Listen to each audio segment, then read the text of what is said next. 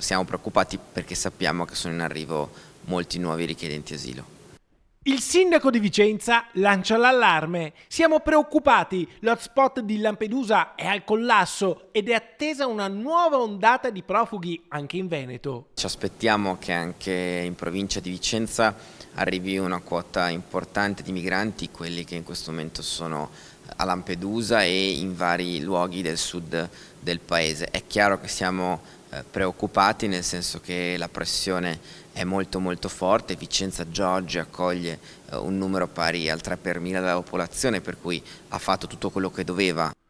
Vicenza ha fatto tutto quello che doveva, ma evidentemente non basta e non basterà finché le onde alte dell'immigrazione continueranno ad abbattersi sull'Italia. Insomma, gli spazi sono sempre più oberati e trovarne di nuovi è sempre più impegnativo. Sul fronte dell'accoglienza però Possamai dice no ai maxi hub. Siamo riusciti al momento ad evitare in ogni modo che ci siano grandi concentrazioni, non ci sono hub nella nostra città, purtroppo ce ne sono in altre città del Veneto, quindi a Vicenza ci sono piccoli gruppi divisi sul territorio, che è il modo migliore per gestire questa emergenza ed è lo stesso modo con cui chiediamo al governo, allo Stato di gestire anche nelle prossime settimane questa nuova ondata. È anche altrettanto evidente però che non si può continuare di emergenza in emergenza e serve una gestione finalmente diversa e finalmente ordinata del fenomeno migratorio.